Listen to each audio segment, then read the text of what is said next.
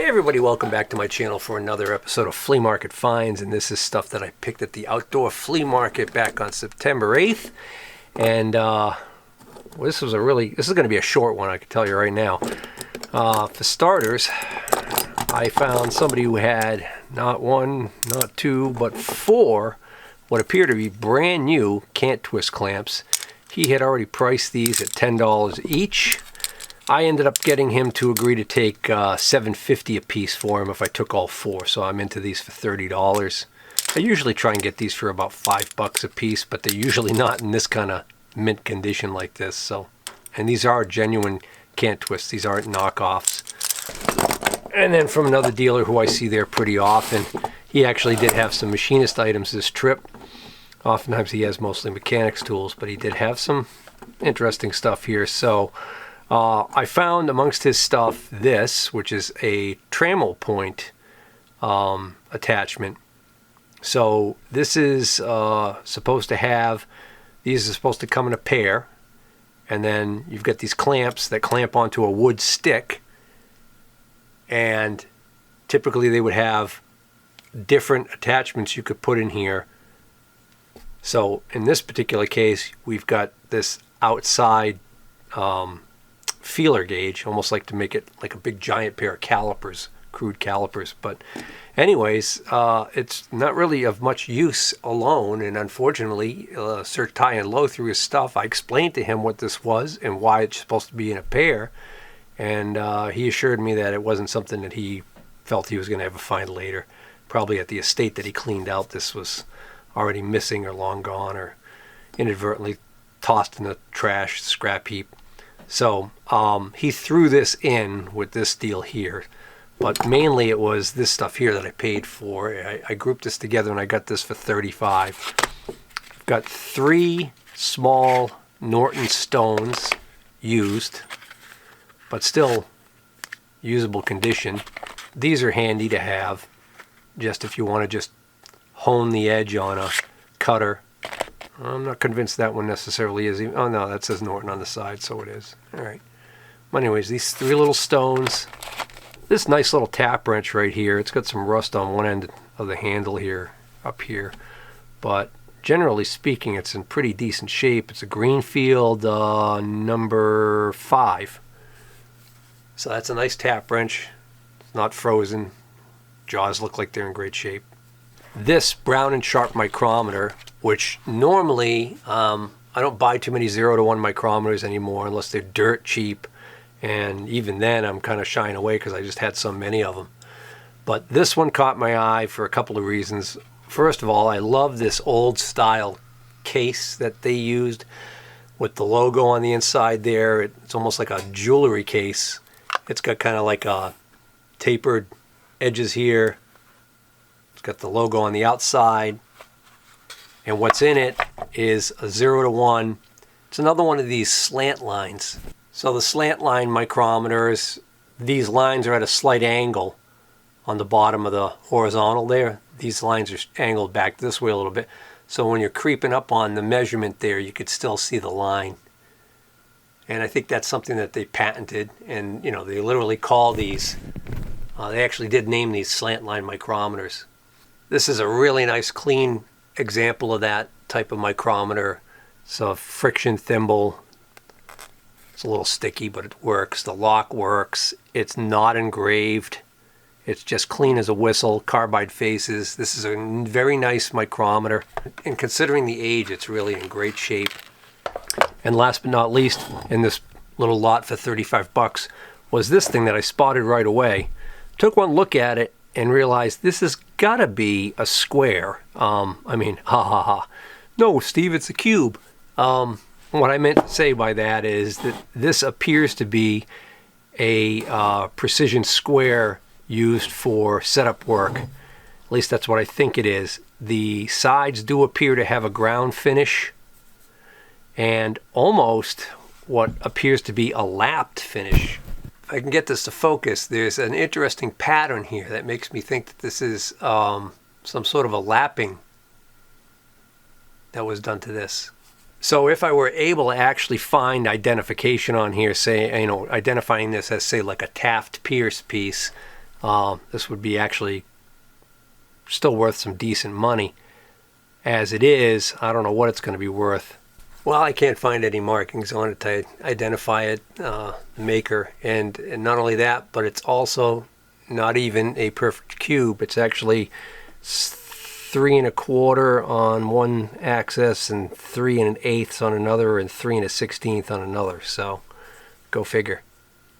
Well, let's get to the elephant in the room, which you could clearly see, the big Starrett box. So this is one of the first buys of the day. Actually, one of the other guys that I know who collects and picks Starrett tools actually spotted this before me, and he decided to pass on it and let me take it because he doesn't usually deal with these types of machinist levels. So this is a Starrett 199 master level with the original box. The paint or Japanning or whatever you want to call it there is actually, the wrinkle finish is in pretty good shape on it, and the insulator on the top is in good shape. It doesn't have any big chips or anything taken out of it. A lot of people don't realize that whatever this material is here, it's like a plastic or some sort of a resin material, is actually an insulator. So by design, this is so you can pick this up and insulate the metal part of the level from your temperature of your body. This is an extremely fussy, accurate level, as is evidenced by the resolution right here of 1 division on this bubble movement equates to a 0.0005 inch per foot rise. The other thing about this particular one is that this one still has the hand scraping marks visible, so there's not much wear on this. Either that or it was re-scraped at some point in its lifetime. I don't remember exactly where he started price-wise, but we ended up settling on 120. Another interesting item I came across is this Hohner brand melodica. This is made in Germany by the Hohner harmonica company, but rather than being a harmonica, it's sort of like a little piano keyboard that you blow into, and they call them melodicas. And this is a larger one. So they made these in all different colors, sizes, I guess different keys or whatnot. This is a piano 36. It's quite a bit larger. The smaller ones, you can actually hold them, and they've got the mouthpiece just right on the very center end, and they're a little easier to hold on to. This one, they've got this handy dandy handle on the bottom here. You put your fingers through. There's a little cap that screws on the end here. I think this is actually to clean it out. And this is the mouthpiece. So on the smaller models, the mouthpiece is just attached. I think it's permanently attached to the unit. It sticks straight out just a small amount. Because this is the large one, they give you this offset mouthpiece. Goes in here like that. And the idea is you blow into it, and as you're blowing, you push the keys and play it like a piano. I think I'll take a minute and disinfect this mouthpiece before I put my lips on it.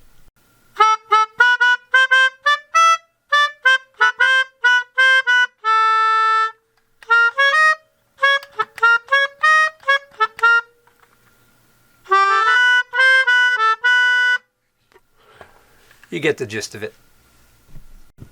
Oh, so anyways, I scored this for $8. So pretty good deal. I think these trade for around $35-40 on eBay.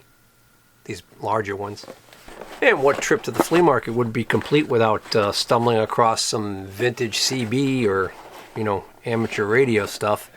The box is in really, really rough shape.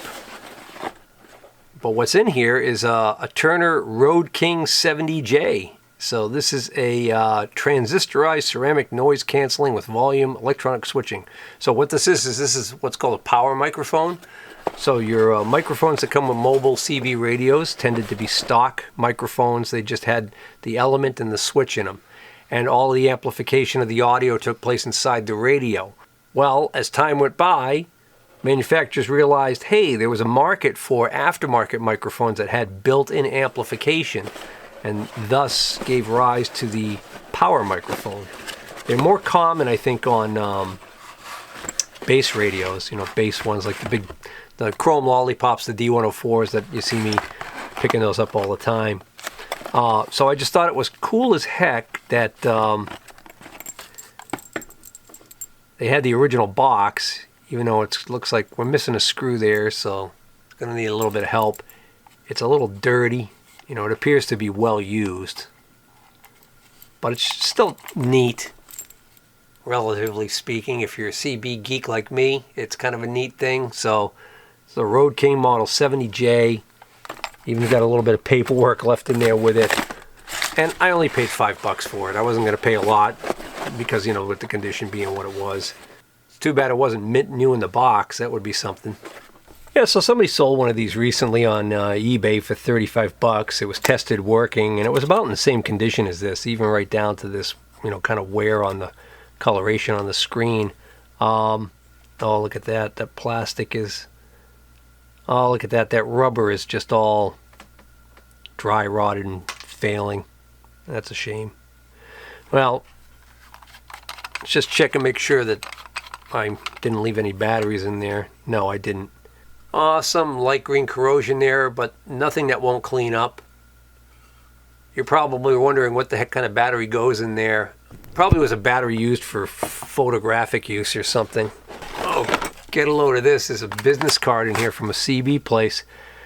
The Radio TV Exchange Incorporated. Police scanners and CB radios. Headquarters of New England. 162 Appleton Street in Lowell, Mass. So it's the Radio TV Exchange, and up in the right-hand corner, what do they show? They show a base station CB radio, so the guy was obviously really into it. This is the pinout for Cobra 19. Well, I guess we know what that was being used on. Here's a receipt from 1976, $36.75. Oh, the original Turner warranty card.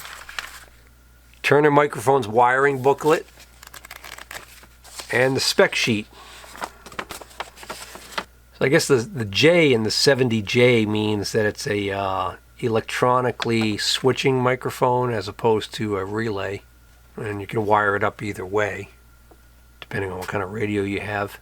Yeah, it looks like it uses a 7-volt battery.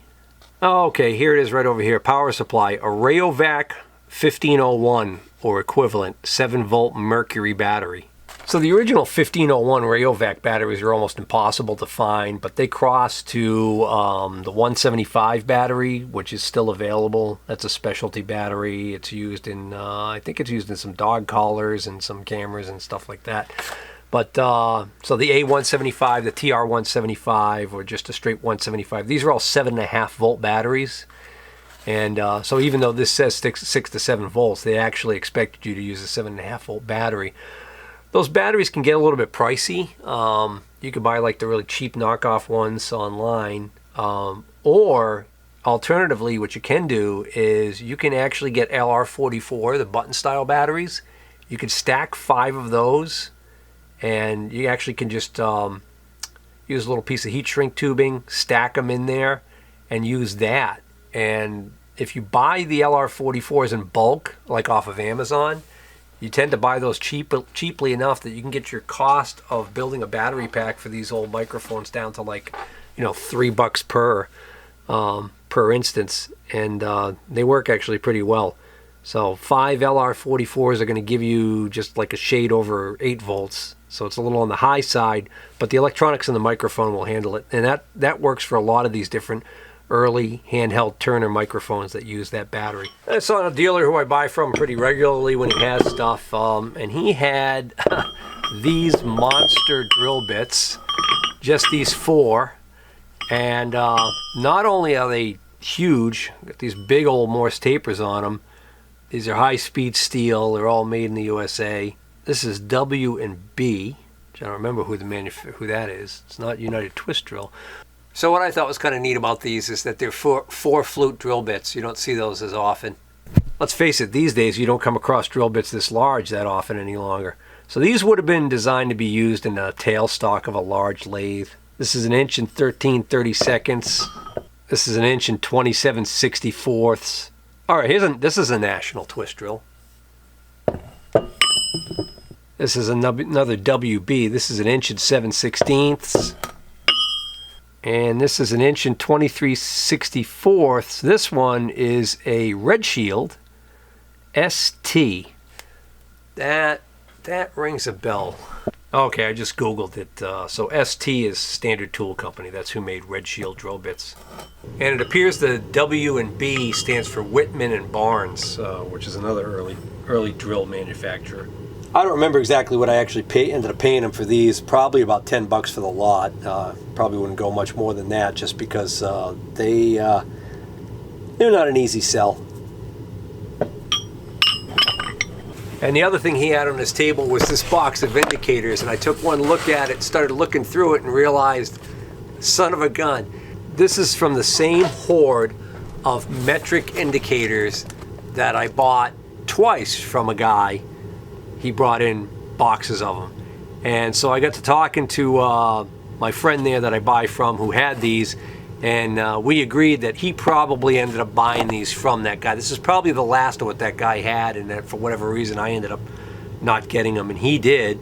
And I don't know if he even sold any of what he ended up getting originally, but he was ready to dump the whole lot of these on me so that I could be the keeper of all. I still have a ton of these. I did sell off quite a few of them. You know, I just sold them dirt cheap for like $5 or $10 a piece and tried blowing them out that way. You know, a lot of them were bad, just plain damaged, so ended up throwing those out. And some of them, they work, but they're just dirty or sticky. But let's just take a quick look through here and see if there's anything really interesting.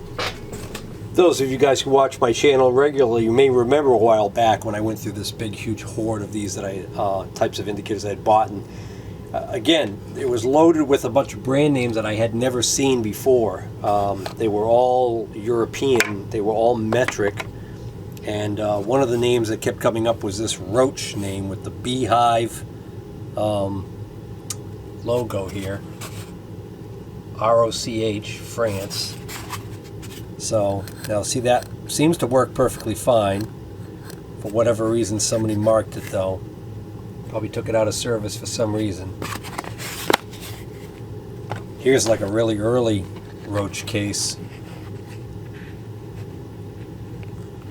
It's probably supposed to be said like Roche or something like that. I'm probably slaughtering it. Here's one of these Borlettis. 0.01 millimeter. Again, probably not a bad indicator, you know. These are kind of neat, and these I recognize the brand name, which is Compact of Geneva. So these are Swiss, well-made indicators. What's unusual about them is typically Compact was more commonly known for making dial test indicators. The other type, not the drop type indicator like this is. And this is also the small size makes it unusual. I've got quite a few of these, different variations. Here's another one here. Oh, see, this is not a Compact. This is a Kaffer, or whatever the heck that name is. I think I looked this manufacturer up once before to see who the heck makes them. But this has got a neat little secondary dial indicator there. See it?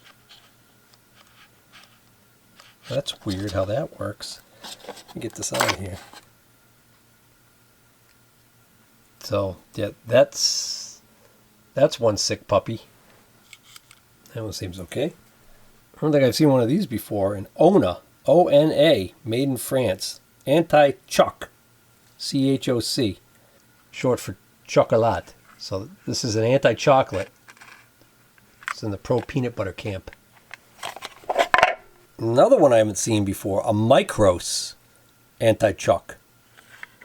Micros, M-I-C-R-O-S, France. That's got a kind of neat secondary dial on it there.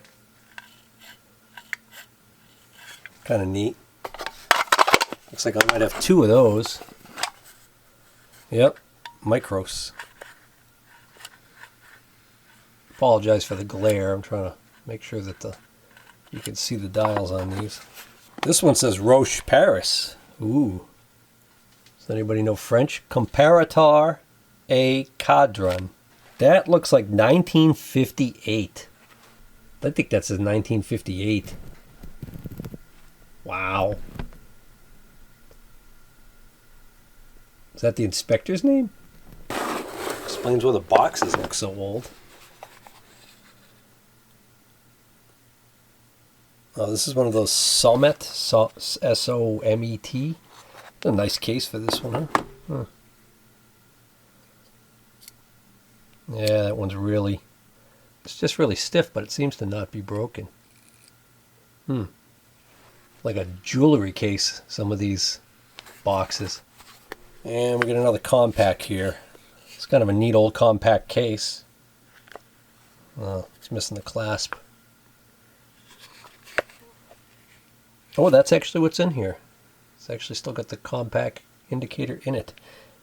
I wish you could feel how heavy these are. These are like so solidly built. This one is a .002 millimeter resolution. Compact Geneva. Kind of neat. Made in Switzerland. I think when I bought the last Horde, I went down to like $5 per on them, and then, like I said, I ended up blowing out some of these for probably about the same. So I probably gave them like $20 for the lot. Yeah, I don't know. Well, that's going to bring this episode to a close. If you enjoyed this episode, please hit the like button. If you're not already a subscriber, please consider subscribing and sharing the video. Until next time, take care.